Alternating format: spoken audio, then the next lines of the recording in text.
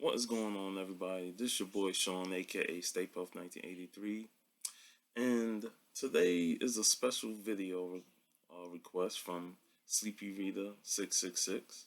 As you all know, he celebrated his 8-year anniversary here on YouTube, and he had a Q&A, and I asked him some pretty basic questions, some interesting questions, and we had a good, back and forth with it, and he was wondering if I had an origin story video.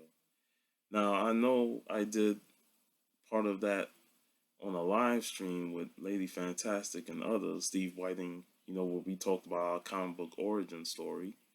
But I figured since he asked about it and that, I didn't want to have to send him a link to the live stream, I figured I'd just do a solo video talking about my comic book origin. And it's a pretty neat concept. I know Sanimation did one, Sanimation 05. If you're not following her, definitely follow her. I'll probably put the link in the description below. But I know she did an origin story video, and she talked about her tough upbringings and what she had to go through in life, and then how comic books was pretty much helped her out, and pretty much led her back on the path of, you know, not only communicating with people through the community, but doing YouTube videos. So I think that was a pretty uh, great story, coming from her. And I figured, let me do my own story and just tell the world my origin story of how I got into comic books and how it led me to be the collector that I am today. So I would say one of my earliest stories has to do with my grandfather. I didn't really get to spend as much time as I wanted to with him. I was born in 1983 in September, and he passed away in August 1988. Excuse me, 1988. He passed away, and I remember my first recollection of him was, him reading some Spider-Man comics to me. I can't really remember what issues they were. I just know that, he liked the Spider-Man, and he used to read me Spider-Man comics whenever I went over to my grandparents' place, and I wouldn't say that was the start of me 100% getting into comics, but it's one of my earliest recollections of, comic books, superheroes. It was Spider-Man. That's why Spider-Man is one of my favorite characters, because of my granddad reading Spider-Man comics. And it's kind of ironic, Spider-Man lost Uncle Ben in his teenage years. I lost my grandfather when I was, 6 years old? So, 5 years old. So, I didn't really get a chance to experience much with him. And I look at it as a way of saying, when somebody in your life passes away, you know, it definitely hurts. And at the time, I was too young to really understand what was going on. I looked at him in that casket and I was like, is granddad, just sleeping? And, my mother would tell me, nah, your granddad has passed away, and I never really accepted it until, days, weeks go by and he wasn't around. And then it was then when I realized that, yeah, he's really gone. So it took a while for me to get over that. But at the same time, later on in life, I would say maybe 2, 3 years after that, uh, my aunt, my dad's sister, she was into comic books. And she got me Uncanny X-Men issue 275. That was like my first X-Men comic. This is around 90, 91, getting close to the X-Men #1. And So yeah, Uncanny X-Men 275. This was around 91, and my aunt had brought me that issue. It was a wraparound cover, the team in the blue and yellow uniforms. I thought it was pretty dope, and it was Jim Lee. And at that time, I didn't know who Jim Lee was, but I looked at that artwork, I looked at that cover, and it was amazing. And then, months down the road, X-Men 1 came out.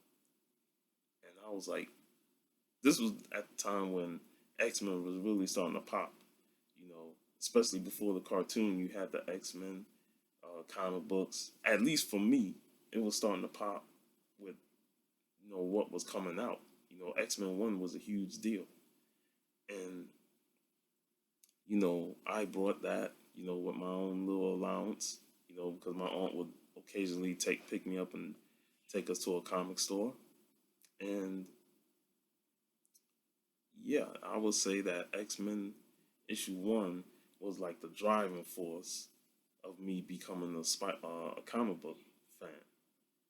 And I will read it, and sometimes you read those stories back in the day, and some of the stuff don't really connect with you, but you like the characters, and Wolverine, Storm, Cyclops, all the X-Men. You like the characters, you like the artwork, so you start reading all that, and you start soaking it in, and you start wanting more. And when my aunt saw that I had an interest in comic books, she said, "Let me, take him to a convention." And that will happen in 1992, where she took me to a small convention at the Roosevelt Hotel in New York City. And, it was there where I got to see, early instances of cosplay and, just comic books all over the place. This was back when conventions was strictly comic books, like there was no such thing as celebrity entertainment. It was all about the comic books. And I would just go in there and see all the comics. And at that time, it was because it was my first con, I didn't really know what to do. I let my aunt just lead the way. I would look in boxes, but I ain't had no money to really go through stuff. It was my aunt that picked me up a couple of comics. So, but that was my first experience, and at that time, not only was comics huge, but the figures was huge, and you know, you collect those figures. That's another rabbit hole you fall into, because I was huge on the GI Joe toys, the Transformers, and stuff like that. Then you get to those X-Men figures, and you want to collect them all. I remember the first wave of X-Men toys with the Cyclops with the X Factor suit. Wolverine had the brown suit, the brown and orange suit. And you had a bunch of figures. I had the early Storm, the Nightcrawler, and Professor X. I think I still have a few that I never opened. But yeah, that was huge.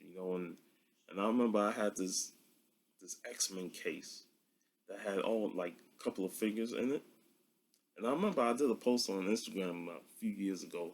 I think it was during my Christmas uh, flashback post. When I showed old pictures of me celebrating Christmas, and there was this X-Men case that I had, and I always remember that X-Men case because it had the X-Men 1 wraparound cover around it, but with different characters in it. So that had a bunch of figures, and my aunt snuck some comics in there just to make it seem like, hey, you got some comics with these figures. So that was awesome. And I wish I still had that case, even if it got torn up. I'll be like, I'll keep it as a treasure. So 92 goes on to 93. My dad, he sees the interest, so he's like, I'm gonna take you to conventions. And I'll never forget the first time I went to the Jacobs and Javits Center in New York. Man, that place was so huge.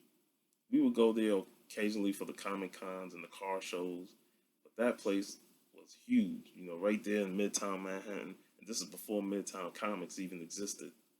You know, then we go to Midtown for Times Square. Madison Square Garden, which I've been to a couple of times for Ringling Brothers, Barnum Bailey shows, and a few Knick games. But the Jacob Javits Center was huge. And I always liked the design of the building. You know, it looked almost all glass. And that first con we went to, I was so that it was bigger than the first con that I went to. But the first Javits Center con was just mind blowing. You know, it was so many comics, so many toys, and I just couldn't believe how much stuff was there. You know, it was just long boxes after long boxes, short boxes after short boxes, nothing but comics, toys, and figures. You know, and of course you had the comic book creators, but at that time, and I'm about to get into the New York Comic Book Spectacular, which is the same con I went to in '92, but this was in '94. And this book here, I still got the program book of the '94 convention. At that time, I only went to these cons just for the comics. I look at the creator list in this, and I was like, can you imagine had I had the mentality that I have now back then to actually meet creators before signatures was even a thing when it's come to charging for a signature and stuff like that. I mean, it's crazy. And you know, you look at the creators in here. I mean, you had all these people at the '94 convention. Barry Windsor Smith. You know, you got Nelson. You got Mark Pacella, David Hoover, Jay Lee during his early years. Nelson, I love the Edu Demon. I love some of these guys. You know, Adam Cooper, he was huge in the early days of X Men. Mark Lee Weeks. You give this to me now, and if this convention would have happened now with the rules of 1994, I have a field day. I have a field day meeting these creators. But back then I was young and I ain't really think about the creators like that. I remember one time in '93 when my aunt took me to another con and Scott Lobdell was there. And this was when Uncanny 300 came out. And this was the first ever comic book panel that I sat. And at the time, me being young, I was listening, but I really wasn't interested. I just want the book, you know, like I don't want to hear all this talking, just give me the comic, you know. And when we finally got the comic, he signed it. It was Uncanny X-Men 300. I got a beat up copy somewhere. It's beat up. You know, it's not as bad as you think it is, but it's definitely worn. You know, definitely look like it's been read a lot of times. And that's exactly what I did. I read the book a lot of times because I love that shit. It was, you know, X-Men. It was John Romita Jr. before I couldn't stand his artwork. Like back in the '90s, I liked the John Romita Jr.'s art. You know, X-Men, Punisher. I always thought his Punisher was badass. Big, huge, hulking, and always coming out there blasting. But yeah, at the time, I didn't see the value in sitting in those panels. I just wanted to read the comics. But when I think back at it, I was like, if I was there, you know, I probably would have approached it, Mr. Lobdell, you know, and shook his hand and, you know, enjoyed the signature. I know Scott Lobdell gets a bad rap, you know, and like I said, a lot of it's on him. But at that time, he was the biggest writer of X Men, following Claremont, and there's no way in hell nobody could follow Claremont on X Men, but he did, you know, and he had a long tenure on X Men, so that's that. But yeah, Uncanny 300 came out. I love that cover, you know, that foil cover of the X Men coming towards you, Bishop, Wolverine, Cyclops, Storm, all that. It was a amazing experience. But at the time, like I said, I didn't value the creators back then because I was still young. I just went in there wanting the comics. And looking back at it now, just be like, man, I could just imagine the amount of autographs I would have got from these people. And I've shown this book multiple times on other live streams. But this is like a huge part of my comic book origin because another story, and this goes back to Tampa Bay Comic Con last year, was that when I was hanging with Highlight Comic Bro, Steve, and Boatwright, and Jeff, Javi, and I was asking them how long they've been going to conventions, most of them said that they've only been going to conventions for the last few years. Or just, they've never been to conventions further past that, like in the last few years. I've been going to cons since the early to mid 90s. So that kind of threw me off. I'm like, wow, none of these guys been to cons for excuse me, for more than 5 years. And I'm like, am I really that much of a con veteran for me to say, I've been going to cons since like 92, and I'm around guys that only been to cons for a few years. And it's not the first time I experienced that, because I remember when I posted old con photos of me and cosplayers from the 90s, some people's like, man, you lucky, man. You went to cons since you was a kid. I ain't going to my first con since I was like in my mid-20s or something. So I was like, wow, there's people out there that didn't get to go to cons until they're in their 20s and stuff. So I always consider that a blessing that I was able to experience conventions at a young age. And I know I'm not the only one. There's plenty of people that went to those cons that at my age at that time.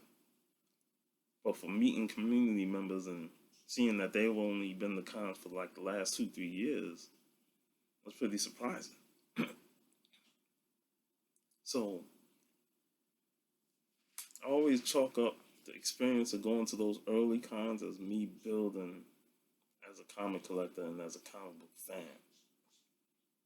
Because these early cons really shaped me to the point where by the time I got to the late 90s and I started being a teenager and going to conventions by myself, like occasionally my father would be with me, or occasionally me and my brother would go.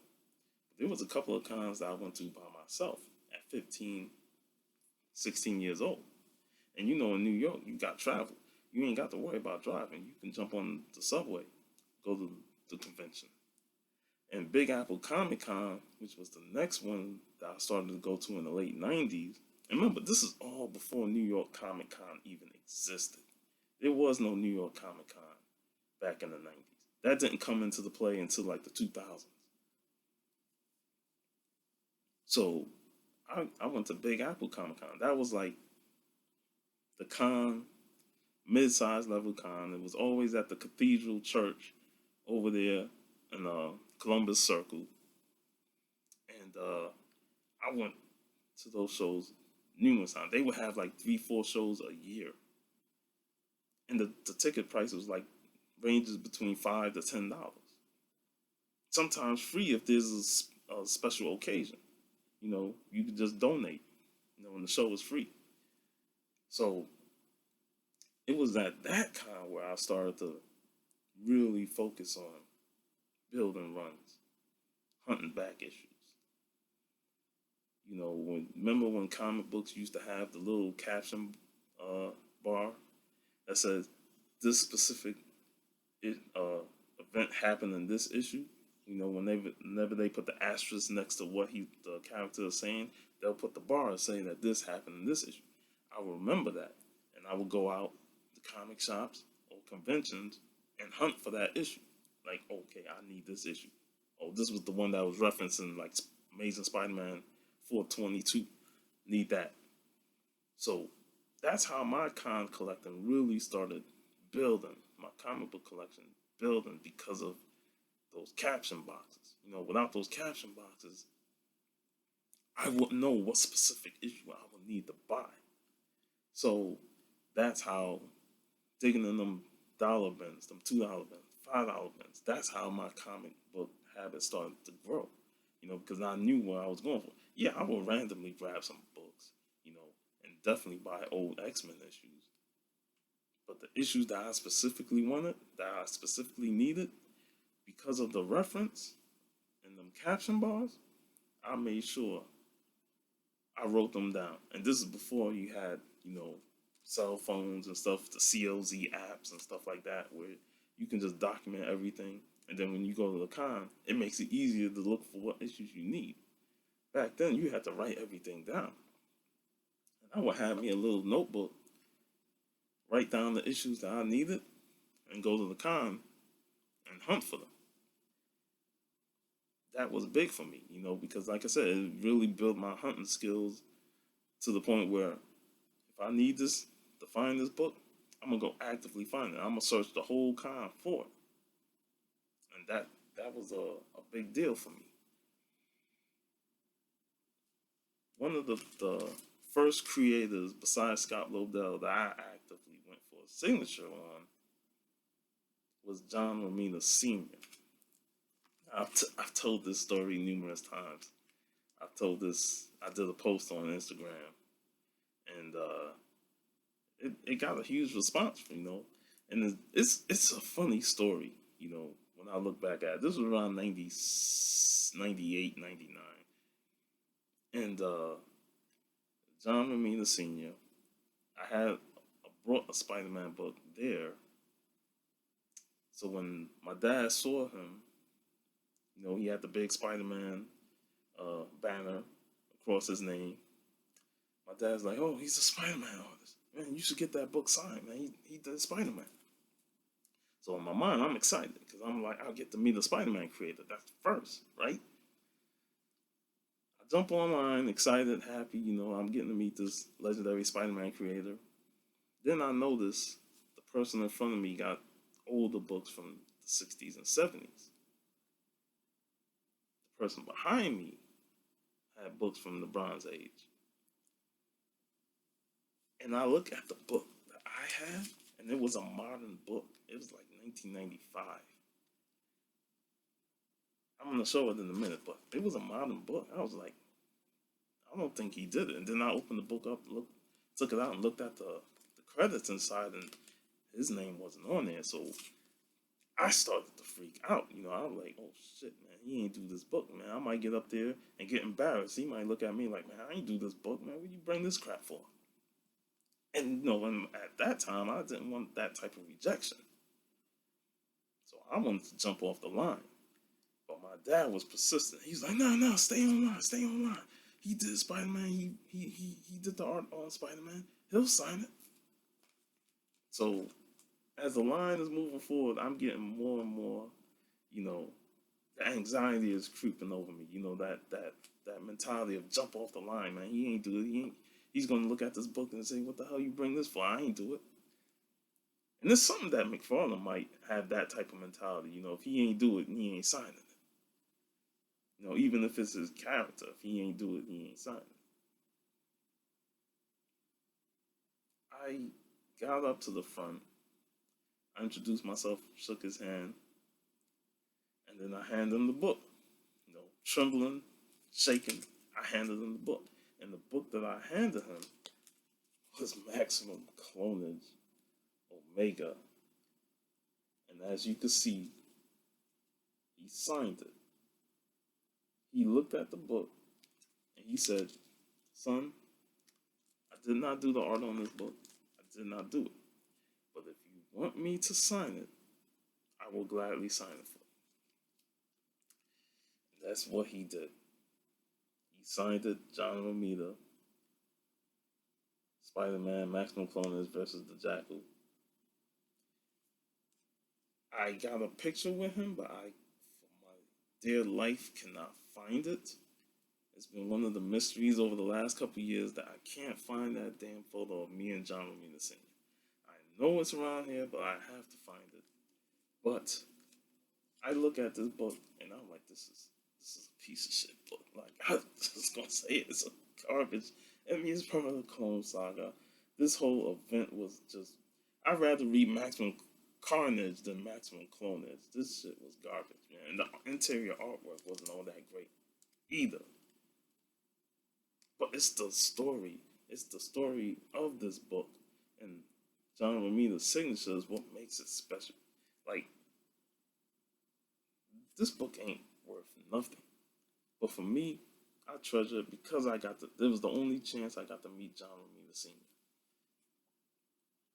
And I think the response I got on Instagram and from all the other people who I've talked with on videos about this, they know that it's the story that matters the most. And I'm not talking about the book. It's the story of how I got scared because thought that this was going to get rejected. And he said, man, I'll sign it if you want me to sign it. Huge relief. A huge relief off of my head. Because I was like, man, he's going to trash this. He's going to I ain't do this. He's going to straight up reject me. But he signed it. And that's how great of a human being he was when I met him. Great person, awesome guy. That was like my biggest story of 90s comic conventions. Whew, that was a lot. But yeah, that was like the story that I always go to, when it comes to dealing with cons and stuff, especially in my younger age, that I always tell people, enjoy yourself at these cons. And I've met a lot of people at conventions. I met Mick Foley, the wrestler, at the convention. I met a couple of wrestlers at the Big Apple Comic Con, And at the time, mentally wise, I still wasn't fully embracing meeting creators because you only have a certain amount of money and you spend it on comics and maybe a couple of toys. And you really don't want to stand in line meeting creators. At that time, standing online, the only time I stood online was to get into the convention. So I wasn't standing online to meet somebody. I was like, man, I got comics to buy, And another thing I want to bring up about Tampa Bay, outside of going to conventions with my dad, my brother, and occasionally my cousin in the 92, 93 era, I've been going to conventions by myself a lot. Like, I'd be there by myself. It wasn't no thing for me, because I know what I'm going to hunt for. I know what I'm going after. And, I just go there, buy comics, and leave. Simple as that. When I was at Tampa Bay, Raul, Hialeah Comic Bro, was offering to hold my bag whenever I was getting books signed. He said, "Oh man, go on, man. I got your bags, man. Get that book signed." I was kind of taken aback by it, because I've been by myself for so long. The only person that usually hold my bags is maybe my brother and my father. But for somebody else that I just met for the first time in the comic book community, willingly saying, "I'll hold your bags. I got you." It was like the first time I actually had somebody that I can connect with, somebody that, knows that hobby of comic book collecting. And, I ain't never been in a group setting at a convention.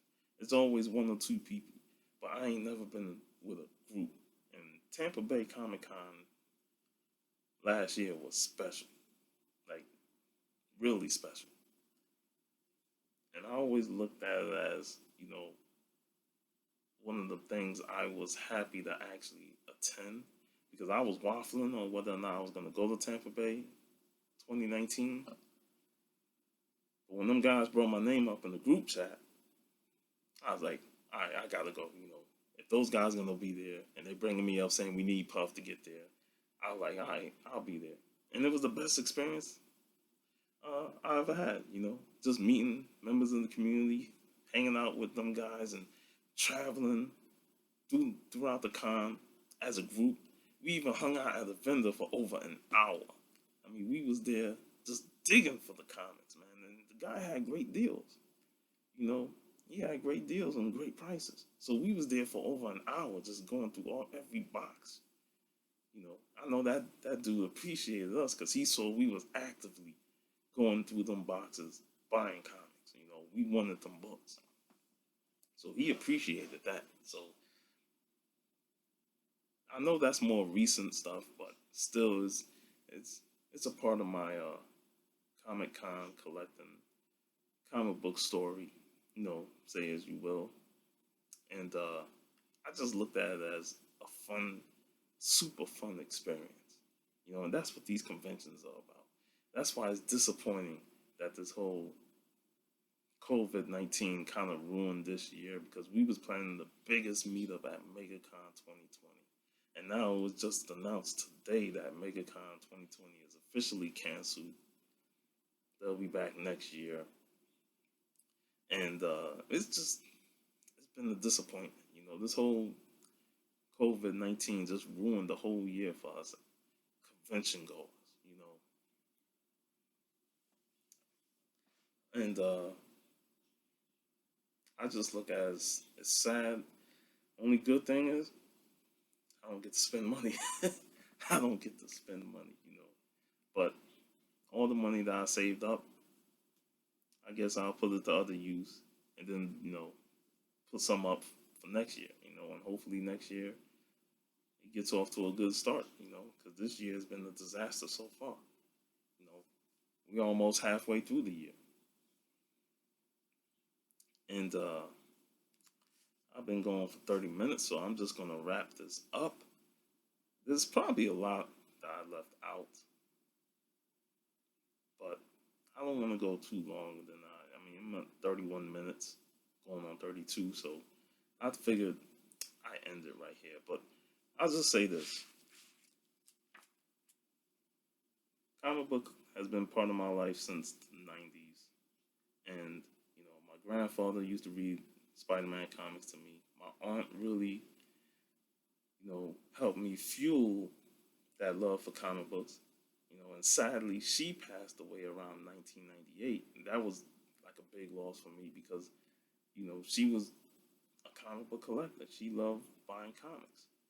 And when she passed away, I was sad, because I didn't have that family member that had a passion about collecting comics. So she was a huge, huge part of my comic book hobby in the 90s. And I just look at her as an inspiration, that you can teach kids how to buy comics, how to read comics and stuff like that. But as long as you're actively involved with it and they have an interest, you keep pushing it. Like, hey man, I'll take you to this comic store, this comic convention, and I'll probably do part two of my origin. When Midtown came out in 1997, Midtown Comics, because I used to go to Midtown Comics a lot the moment they opened. So I'll save that for another video. But yeah, like I said, you got kids. That's why I like Boatwright. Jim Boatwright. His kids are so amazing. He's so smart on comic books. And toys and stuff like that. That it's you teach your kids the right way, man. They'll follow along and they'll develop the hobby that you had. So with that in mind, this is your boy Sean signing off. I hope you enjoy the rest of your week, people. Peace out.